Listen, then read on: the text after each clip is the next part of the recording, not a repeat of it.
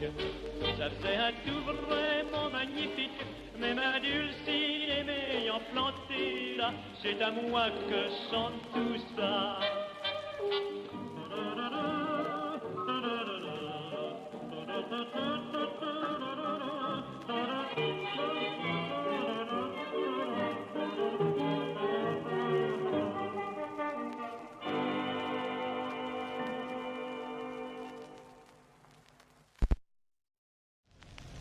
Mr. Bam will stay behind, and he will perform one of the most popular piece of music in Asia, especially in Asian heritage.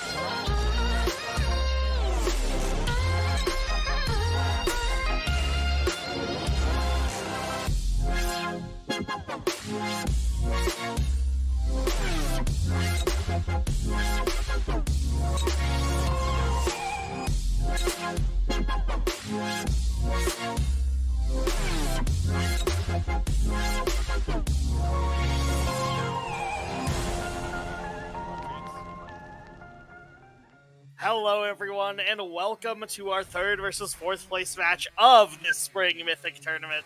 I am RLS War Leader, and joined here with me is, I guess, a rival of sorts in UV Civillock.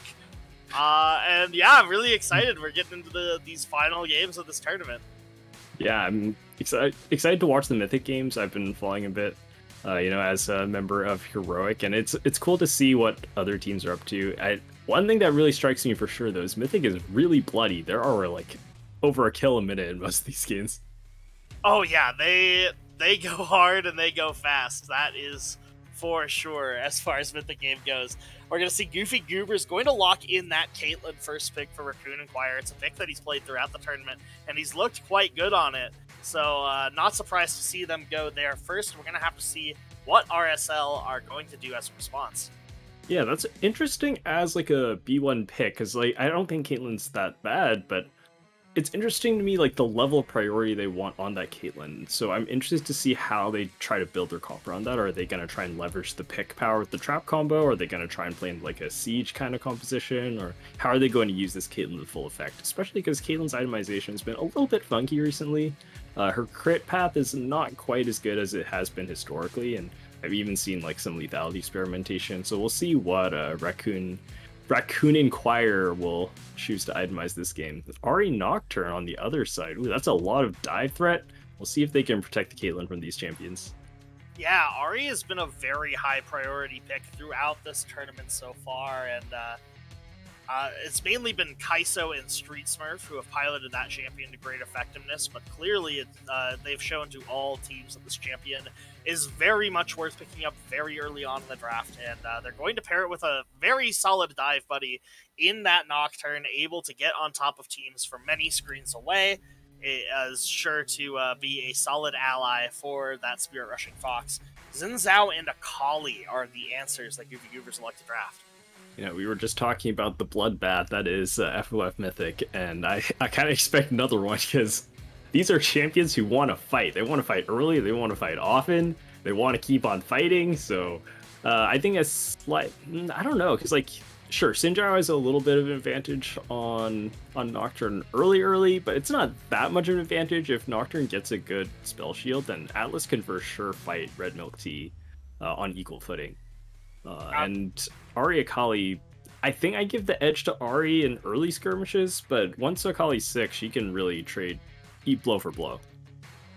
Yeah, exactly. Ahri does have the advantage in pushing out the lane, and a lot of, well, both champions have pretty extreme mobility when it comes to that mid lane matchup. Meanwhile, Ragnarok Esports going into that second ban phase are going to lock in Xayah as their answer to the Caitlyn. Xayah has been going up a lot in priority as far as that ADC role goes, and has been seeing a lot of play, mostly with that lethality poke style build, but also is just an AD carry with a lot of agency for themselves. So very solid champion to put on your roster, and although I have to imagine it's going to be maybe a little rough into that range advantage of the Caitlyn, but Karma is going to be there to apply that shielding. Yeah, a little bit maybe tough early, but I think in general those caster-type lethality champions have a strong matchup into Caitlyn. Jhin historically has been quite good, partly because Jhin can just brute Caitlyn, and when Caitlyn's rooted, she is very sad. But also, the power spike that you get from lethality items matches really well into the power trough that Caitlyn goes through if she's going crit, because her 2 items is pretty mopey. So there's just this big window you have to play around and abuse Caitlyn when she's still weak and before she has Infinity Edge. We saw a lot of support bans, so Karma gets locked in by Ragnarok as a partner for the Xayah. You have a lot of the slow setup, you have the root to CC combo, so I think it's just a very safe glue kind of champion to get all your pieces to stick together and fight. That's going to be matched by the Lux and the Shen on the other side. So Caitlyn Lux, a classic lane, and Shen is going to be the blind top laner of choice. Yeah, and I think the Shen pick is really, really interesting into a Nocturne. Generally, Nocturne is a champion that really shuts out Shen's ability to get into fights, so I'm a little surprised to see the Goofy Goobers opting towards that, especially blind pick, but they must like what they're going to get as their opponent in that Poppy, and we're going to have to see how this matchup plays out as we get onto the Rift. So far, I tend to like the composition of Ragnarok a little more. I think they're a little more in the sync in terms of their composition's goals of just getting right in on top of you. They've got Xayah and Karma to operate that backline, and I think it's going to be really solid for them this game. Yeah, I think so. We'll have to be Alright, I think this is really unlikely, and looking at their match histories, I don't think this combination makes sense, but they could send Lux mid, Shen support, Akali top. No, it's going to be the loadout we anticipated, and it's going to be a fan for both these teams.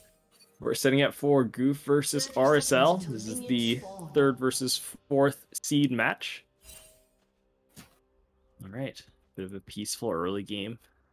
We're going to hold off a little bit on the bloodbath. Yeah, going for this really standard early 5-man spread out across the map, both teams. Not looking to get too much going on early. We're going to see Weakside Veteran and Rogue Trader doing the top lane classic of standing there and dancing at each other. And we got to maintain eye contact, cannot waver, and show signs of fear. As League of Legends is a mental game.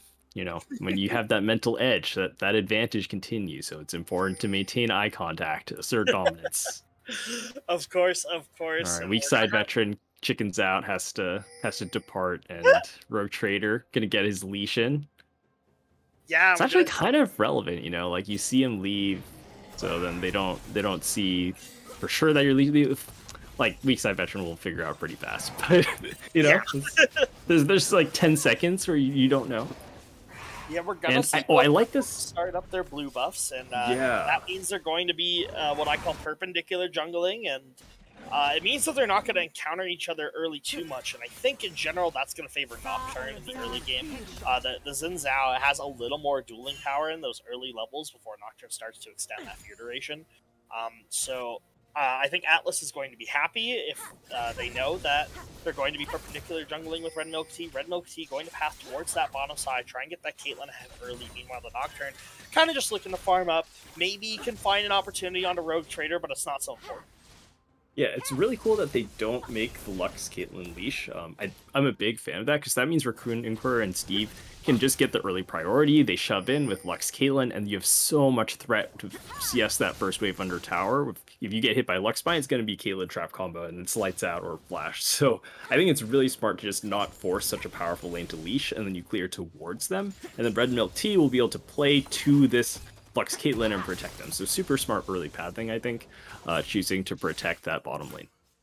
Random Capitals finding a solid early game trade onto that Ari and taking a chunk of HP down, burning a potion is going to be nice for that Akali. We were saying that Ari should be able to push in that wave pretty well and harass the Akali with the range in the early game. So Random Capitals finding that early HP trade could pay dividends in terms of early game CS. And we're going to have to see how that goes throughout this game as it continues. We're seeing Random Capitals just getting more and more damage peppering in with those kunai onto Sinitrix's Ari. So far in the early game, but for the most part, in terms of CS, the lanes are pretty even. Both junglers have gone to full clear, but Nocturne goes faster, and that means it's going to be about a camp ahead up on Atlas for the side of Ragnarok. And with an eye, taking a little bit of harass from Raccoon Inquirer. Oh, is that the trap combo? Oh, and so much damage root onto Raccoon Inquirer, but Red Milk Tea is here to dissuade the assault any further. Cleanse and exhaust the summoner spells on the ADCs exchanged, as well as heal from Evan with an eye, so that's going to be an early advantage in terms of summoner spells to the side of Goofy Goobers, but Raccoon Inquirer quite low on health, sitting at about half, but has those potions in inventory, so not too bad. And Red Milk Tea's here, but doesn't know they're getting an award. Yeah, I think our RSL is doing a really great job selling this, because I think it's really easy just, you see them in the bush and then you back way up or you like shoot a spell at them, but having the discipline just say like, oh yeah, we're just gonna wiggle here. Flash from Steve the Crusader finds the binding. Red Milk Tea is on top. Everyone with an eye flashes with first blood to Raccoon Inquirer. Now does try to trade back, is going to find Raccoon, but will drop. It's 2 kills over to Goofy Goobers, 1 in return for Perpetual Dusk in that bot lane. Oh, I think I gave them a little bit of the caster curse. I was just hyping up how well they were selling that they didn't know, but they sold a little too well. That's a sin that I've committed before, so understandable. Sometimes you sell that you don't know a little too hard, and then they actually kill you. But the fact that they do trade out is pretty good, and Nocturne is going to be able to reset this wave, I believe, so there's not going to be a freeze on the bounce back. So great job by Atlas to have that heads up play, and they're gonna, maybe they can even convert this to Dragon. That'd be a really nice consolation prize. Yeah, Steve the Crusader on that Lux is still walking out onto the map, and it means it's going to be early priority for the side of RSL to get this Dragon started. And Red Milk Tea is starting to sniff the play out, but Sinitrix is here first. Yeah, Sinitrix is very well positioned here, can threaten with Charm, but doesn't have ultimate yet. Oh, the root, guaranteed Charm follow-up. I think Red Milk Tea is just dead. Yep, there's the Charm, there's the Root, and that CC combo finds Red Milk Tea out ahead of their teammates. Raccoon Inquirer not in position, Steve the Crusader not there yet.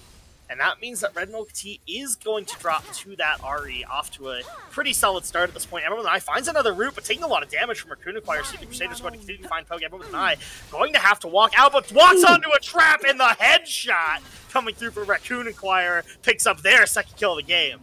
Oh, that's so close. Evan was schmooving on them for a little bit and dodged like everything, but unfortunately the ninja trap at the edge of the bush is his downfall. Yeah, those traps, so hard to see. I think you and I both know what it's like to not be able to see those traps. Indeed. Oh, man. Yeah, when I play Caitlyn, I always use the Pulse Fire skin, because I can't see the trap on any of the other skins. It's quite infuriating. Yeah. Maybe Evan with an eye's colorblind, and we don't know. Yeah, maybe, yeah. We can do a poll later, FOF poll. Yeah. Any colorblind, any color non-believers in the chat? Everyone's got this conspiracy that there's like other colors, but I'm pretty sure it's just an elaborate sham. Yes. Colors are fake, just like birds.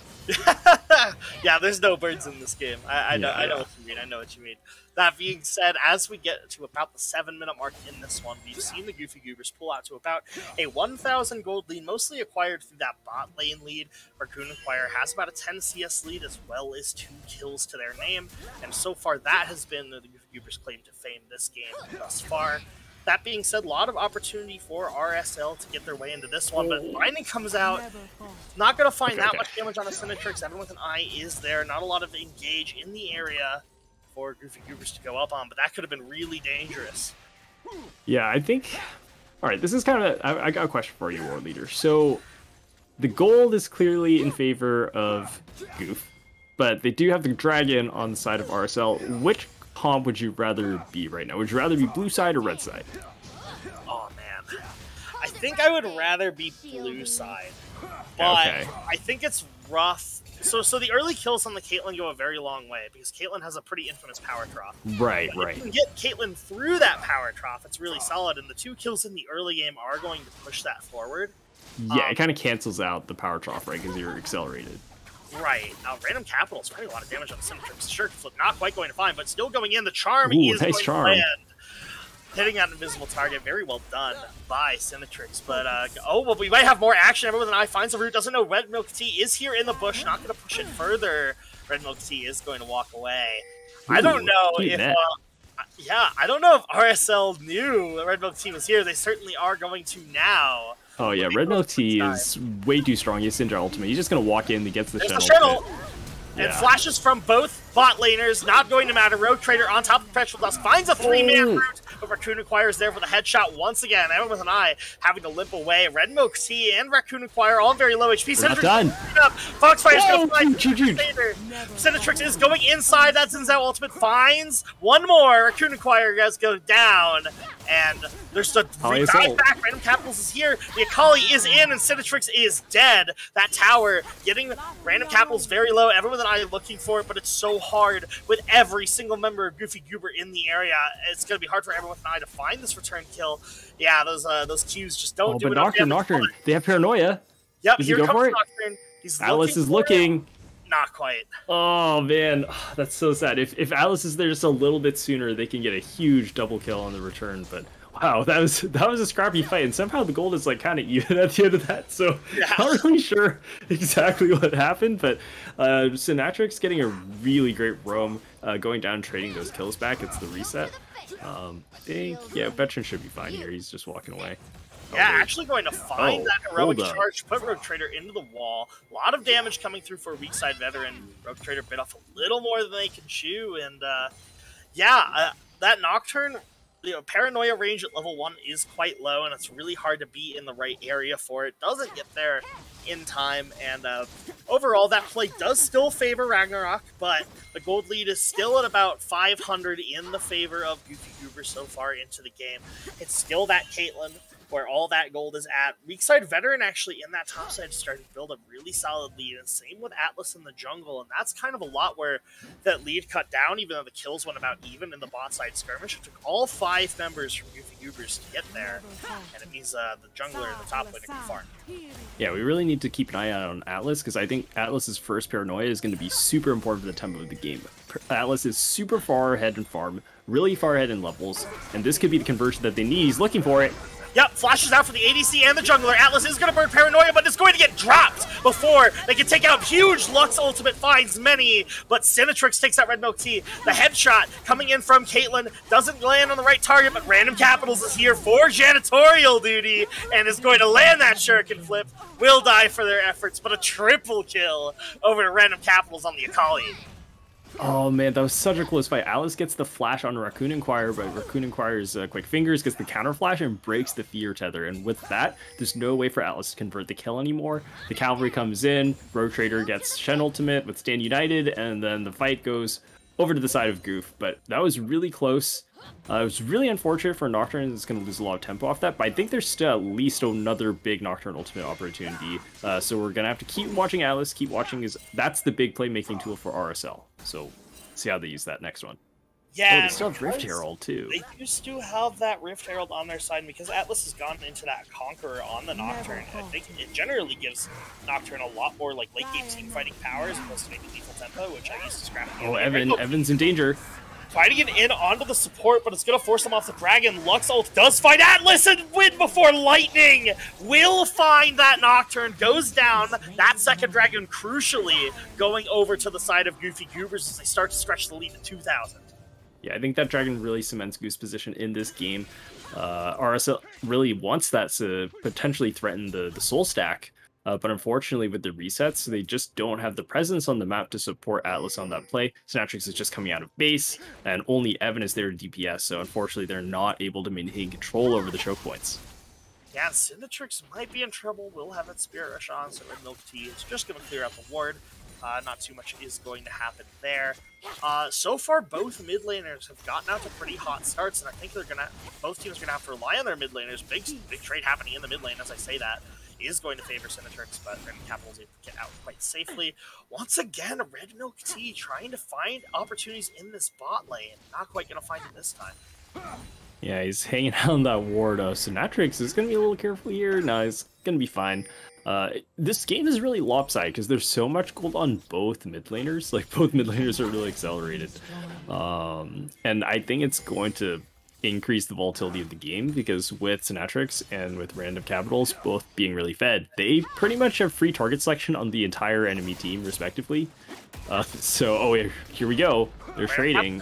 Finding a Shuriken flip, decides not to go in on it. I think just didn't want to risk that outplay potential, waiting to save those cooldowns for another big skirmish. But we were talking about how the golds on all the mid laners and a Rift Herald play in the top lane actually swings the gold back in favor of Ragnarok Esports Loki. A lot of that gold going on the weak side veteran, the Poppy in the top lane, has built themselves over 20 in terms of gold lead and has all 5 tower plates at least split to their name. So weak side veteran on the Poppy is where a lot of RSL's gold is at. This one, we're going to have to see how they utilize that pick, as Red Milk Tea and Random Capitals maybe a little deep here, and I think RSL is wise to the play.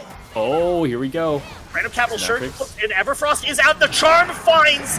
Oh my goodness, the Wind Before Lightning does not matter as Atlas pops that paranoia, and there is nothing GOOF can do 3 versus 2. Oh, that's a critical overstep. They channeled the Stand United, but Shen isn't able to reach their hold. I thought Cinetrix is looking for another one. Oh no, Steve is going to limp away from that, half health.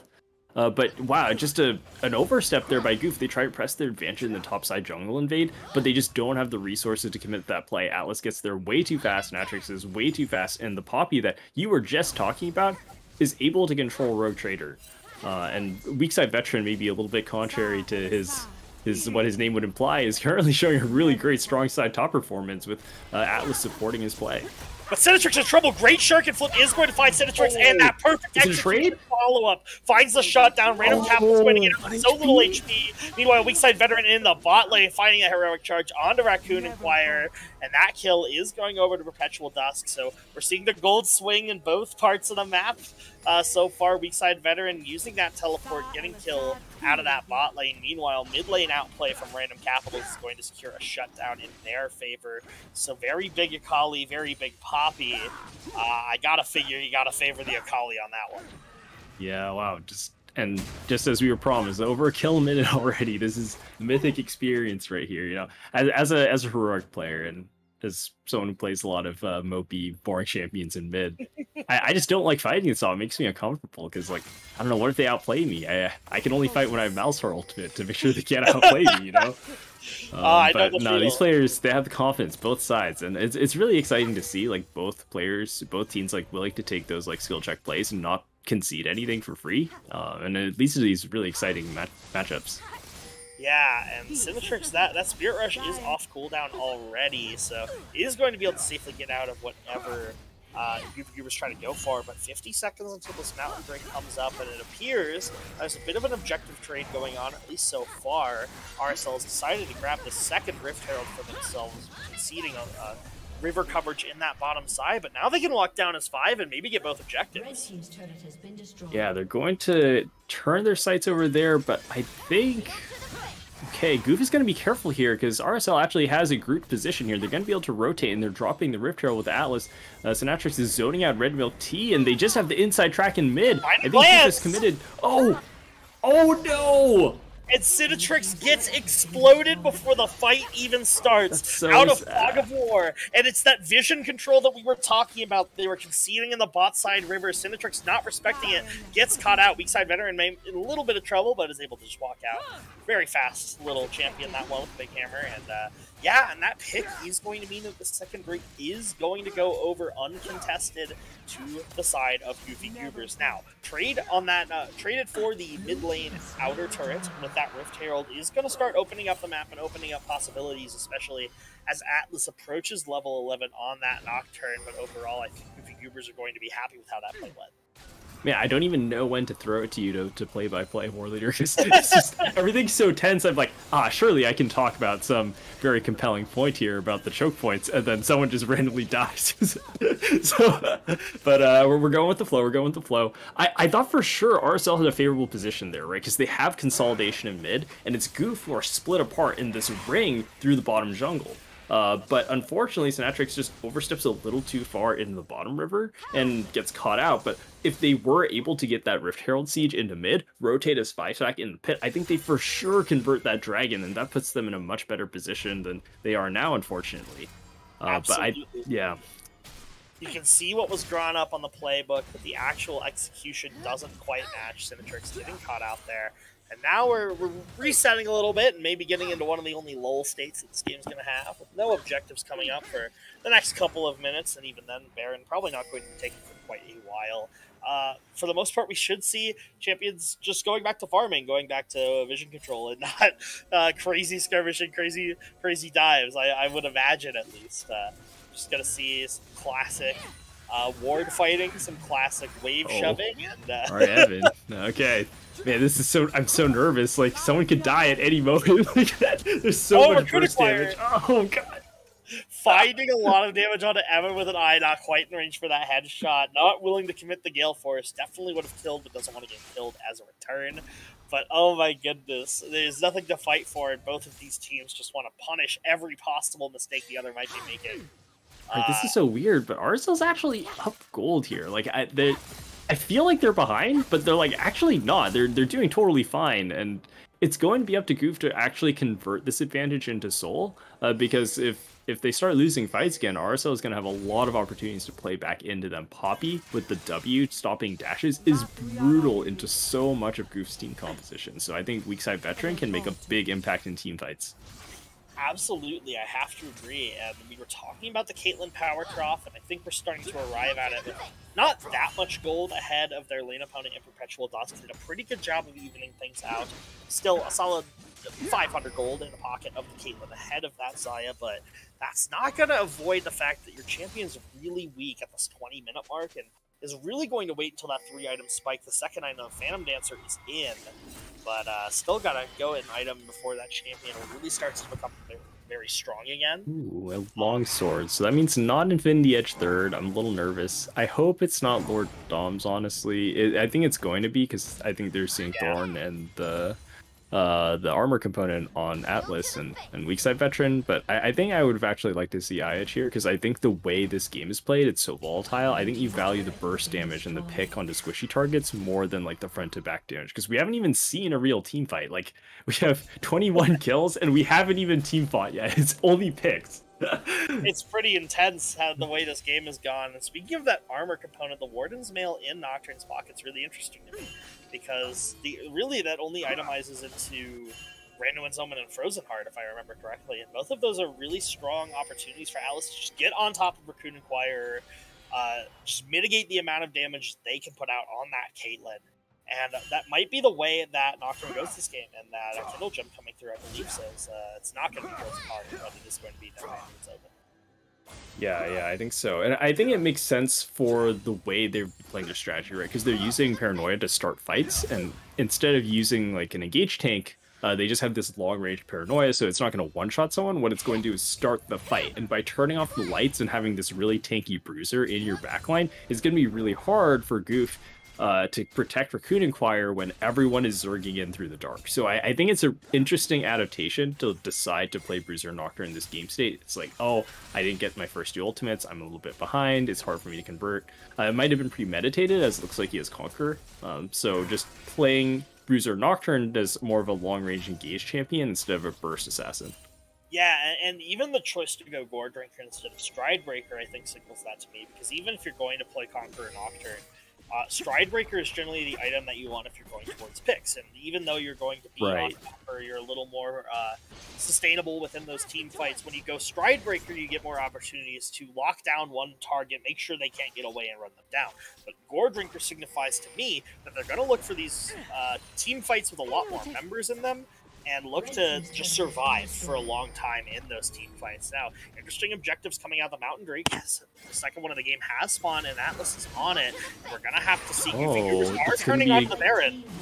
Yeah, Goof is going to throw this dragon away. They say, we don't want that. You can have that. We're going to start the Baron. I like this play a lot. This is a big risk, because if they end up losing the dragon for free, it's going to cost them, but I'm not sure if RSL is going to be here in time. They have Paranoia. Oh, they're going to get forced off the Baron. Really nice adaptation by RSL. They secure the dragon. They force Red Milk Tea off, and Goof is kind of just scratching their heads here, wondering what went wrong. Yeah, I think they overestimated the damage that the Caitlyn could put onto that Baron, especially only as 3 members, just 22 minutes into the game. That Purple Worm is very tough to take down, and the damage not coming through in the amount of time that they felt like it was safe. Random Capitals pushing in that side lane does mean that if Atlas were to turn off the lights, it would be very hard for Random Capitals to get into the fight, because if you have to burn your Shuriken and flip backwards to get over that wall, it's really tough, and you lose a lot of your damage to burst someone down, so it would have been very tough for them to get back in the pit, and I do like the decision to call it off and not end up going for a disadvantaged fight, but overall, very good macro from RSL. They have their cake and eat it too. Yeah, it's kind of a consequence of both teams being really high damage, like we've been talking about, and so much skirmish power. Like, you can start the Baron, and you do it pretty fast, but if the other team shows up, they're gonna one-shot you, and you have the resist shred from the Baron debuff. So yeah, there's no way you can flip the fight after. Like, if you have a Maokai or something, if you have some Enchanter shielding, like Lux is not quite enough, then you can do it healthy, but you're not going to be able to do Baron healthy, especially when you're only on 2-item Caitlyn. You're just not killing that thing fast enough before it beats you up. Oh, everyone that I Capitals out. Perfect Execution is in.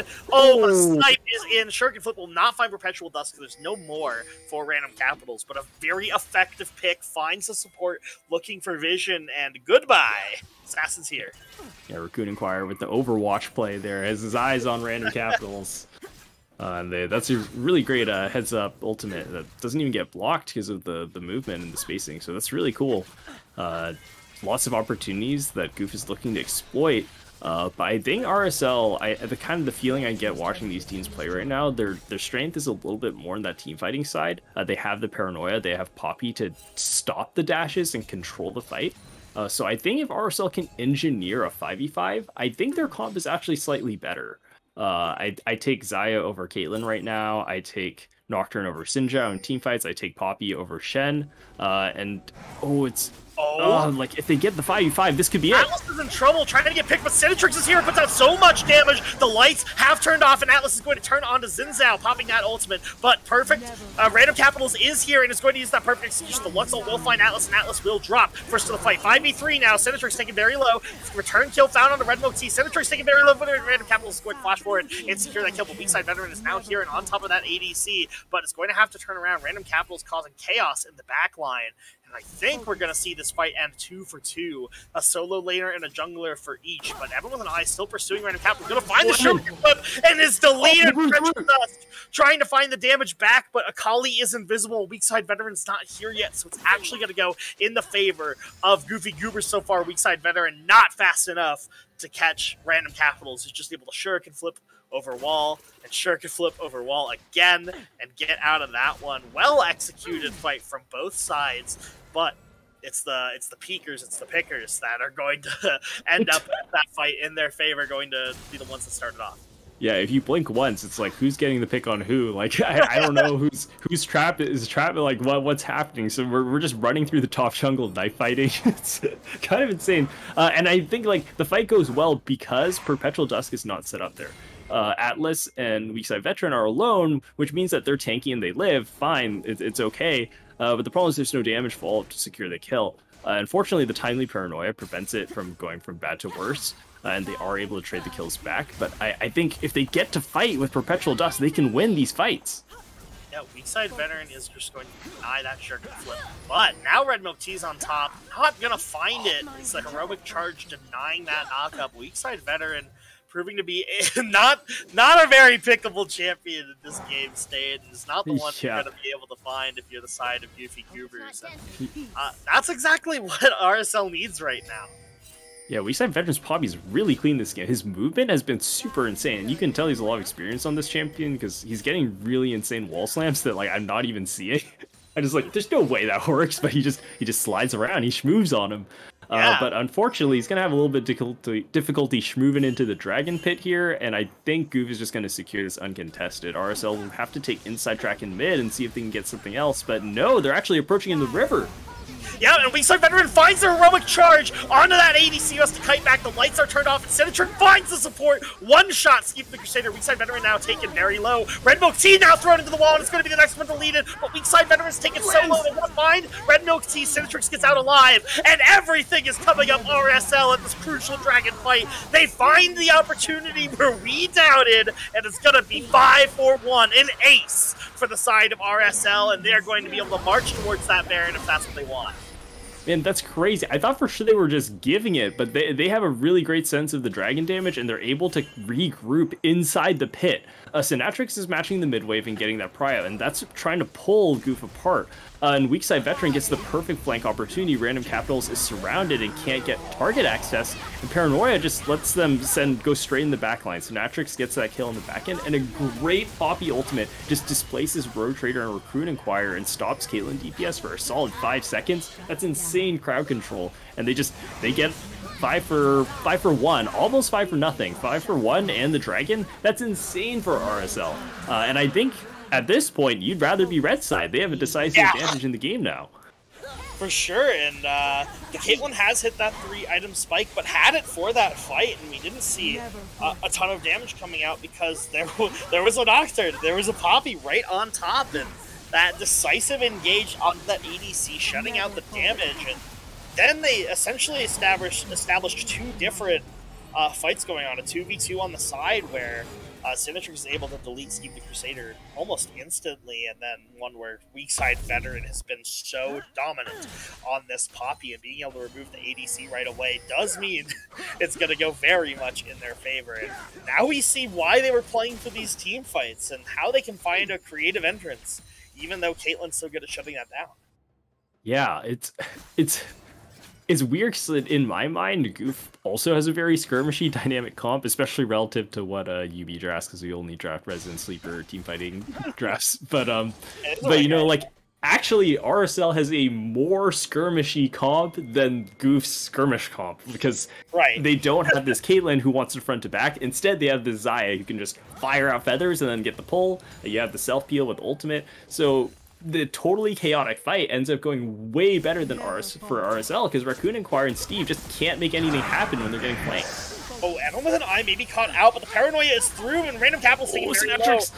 There's Atlas on top of Random Capitals, but Stand United is in, and it's going to keep Random Capitals alive long enough for the Shen to get here. Perfect execution, Zanya's into the backline, is going to find Senatrix. No, the Zanyas comes through, and 2 get deleted from the side of Goofy Goobers, and the members of RSL walking out with low HP, but the snipe from Raccoon Inquire is going to find Senatrix as the fight continues, and more damage comes out. Neither team really wants to give up on this one.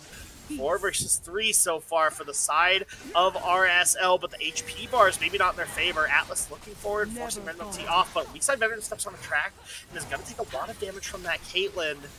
Oh, it's on a knife's edge, but I don't think we're going to see more. Evan! It was good. But no one's in range to follow it up. Oh, there's the laser. Not going to find anyone except that Poppy. This never ends. Oh man, absolute nail biter. 30 minutes in, 18 kills and 18 kills. Even gold. Okay, not even gold. 4K gold in favor of RSL, but oh jeez, this is still anyone's game. A great Baron power play though for RSL to get the siege. They stack the cannon minions, and it forces GOOF to make an engage on RSL's terms. They force the play, but some great ability usage, especially that timely Zanya's from Synatrix, gives them way more time than they should have had otherwise. Unfortunately, Synatrix does get outplayed by the Recruit Inquire, gets the 90 caliber net, and bam, it's lights out. But overall, it's a fairly even trade. They get tower damage, and I think RSL is still pretty happy with that. It's not as much as they could have hoped for with Baron power play, but very respectable, very solid. Absolutely, yeah. We're seeing this Ahri is now approaching a 4th item. The Xayah is also approaching a 4th item, and decisively both of those champions ahead of Akali in terms of items and inventory right now. Akali's really only on 3 items. Ooh, Binding not going to quite find weak side veteran. They must know they're walking over a ward, and they are going to end up clearing it out.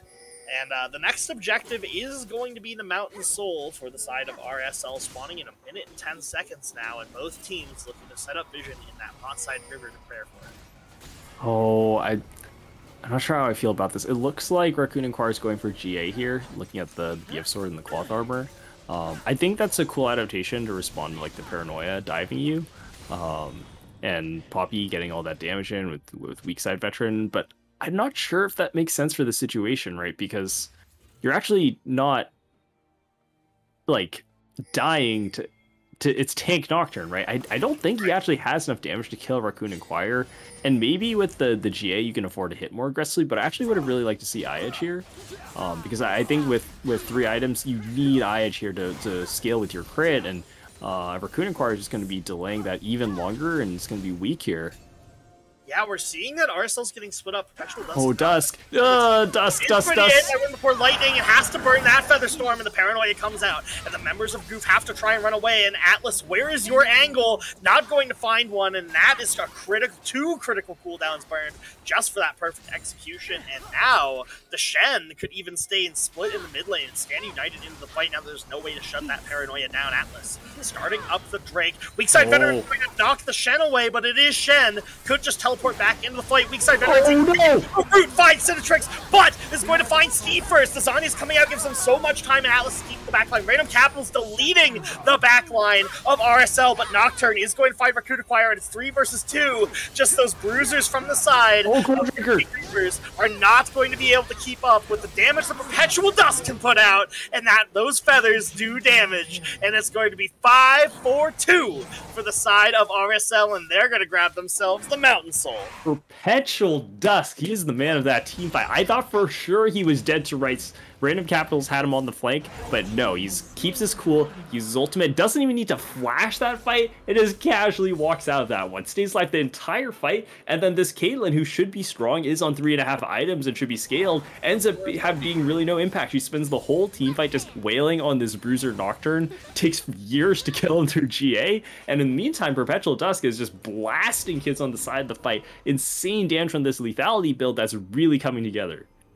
Yeah, and especially with the Serelda's Grudge, and now that Collector coming through, going to have damage for both the tanks and the squishies alike. And just Xayah pressing the Q key on the keyboard, following it up with the E, and able to get out of really whatever Goofy Goobers have been able to throw at them so far. And now this permanent buff, the Mountain Soul on their side, along with 3 Mountain Drakes boosting the defensive stats that we were talking about from Atlas and Weakside Veteran, is going to make them very strong. Heroic charge into the wall, and Steve the Crusader is caught out. Going to have to try and burn the Redemption to get out. Ultimate is burned. Paranoia is going to come through, so there's no chance to save. Going to find their way on top of Red Milk Tea, who's now in trouble. Going to have to dash to the blue buff. A Weakside Veteran there once again. Stand United is coming through, but doesn't finish channeling the delete coming through for RSL as they continue under the tower. Raccoon Inquirer starting to put out a lot of damage, but can't quite chew through Weakside Veteran. Rogue Trader now stunned up and slowed up, but not going to be found quite yet. Random Capitals pushing in that side lane, but it means that Baron is RSL's for the taking. Yeah, a bit of an overstep there by GOOF. They're caught warding the Baron when they have Akali committed to the bottom side of the map. Random Capitals does have teleport, but it's just not going to finish in time, and the fight's too fast. RSL leverages their man advantage, and they're just going to convert that into the Baron right here. It's going to be totally uncontested, and I think RSL is just a matter of time before they convert this one. They should be looking to close out on this next Baron push. Yeah, and RSL may just find their first win of the tournament here, and what a time to find it. In this final best of 5 series, starting this one off with a bang so far. RSL looked really clean in the team fight phases of the game, and now with a pretty decisive 8,000 gold lead, the Baron buff, the Mountain Soul to their name, they're going to look to put a nail in this one. Yeah, I mean, I'm shocked to hear that they haven't won a game yet, because based on this performance alone, they have played super clean and super confidently. Cinetrix is, I feel like he has Zanya's, like, every fight. I don't know what to say, because my Zanyas is never up in those fights. I die. But somehow he just always has the best possible Zanyas every fight. It's insane. And like Perpetual Dusk's spacing is so great. Weakside Veteran has been like absolutely holding it down. This roster looks really cohesive and really synchronized. Yeah, they've had success in the Risen Oh, tournament. Evan. Evan with an eye, maybe getting caught out here, but Weakside Veteran is going to peel off. So, Standing Right is going to come through, but Weakside Veteran is going to deny the dashes. But it's Random Capitals going too far. Atlas Paranoia on top. Zanyas will not save you for long. He's Perpetual Dawn starts to clean up the fight. Feathers going everywhere. Rogue Trader can't survive. Raccoon Acquirer has to run away. The Red Milk Tea will fall. Weakside Veteran flashing forward onto Raccoon Acquirer, trying to make sure they can't get out. Laser coming through. Gonna hit through a lot of damage to Cinetrix, and Weakside Veteran does not quite find the stun, but so much damage follows up, and that is a clean 5-for-0 ace as RSL look to put this victory in the bag. Oh my god, maybe Weakside Veteran should name change to Strong Side Rookie, because he has just been sending kids to the grave this game. Oh my god, like Weakside Veteran is just everywhere. He's in their face, he's turning on his W, and just like half the characters on GOOF's team just stop working under Poppy W. Like, it's so insane. I thought for sure Evan was dead in that last fight, but Weakside Veteran is there for his buddy, he keeps the support alive, and Random Capitals, despite a really insane combo, is just not able to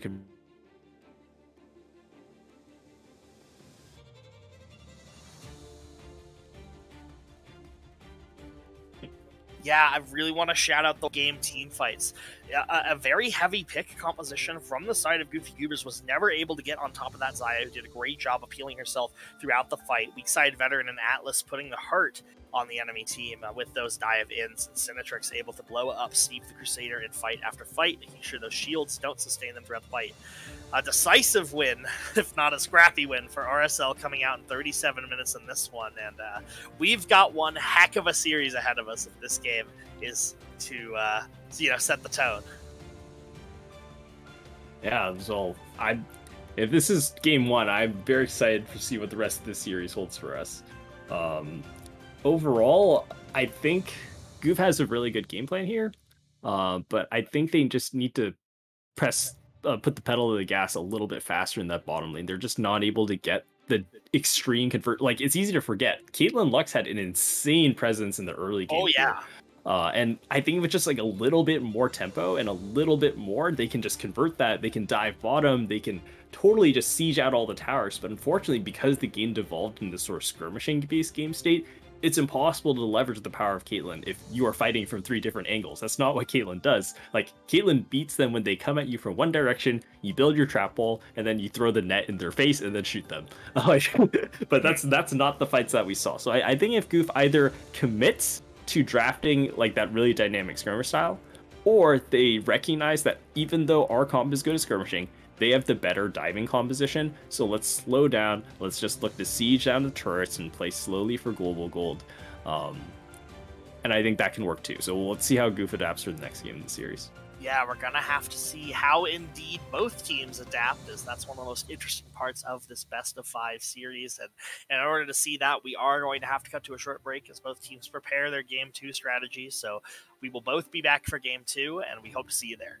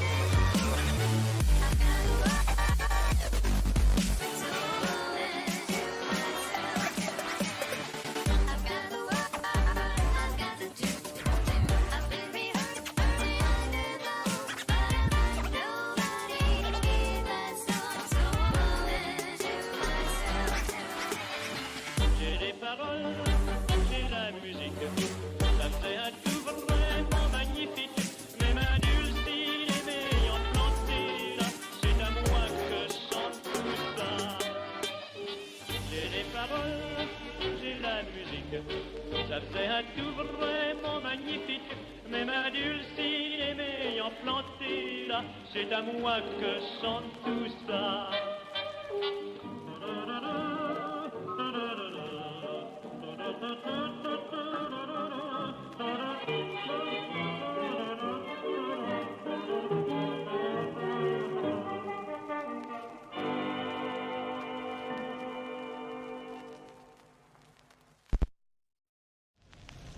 Mr. Bam will stay behind, and he will perform one of the most popular pieces of music in Asia, especially in Asian heritage.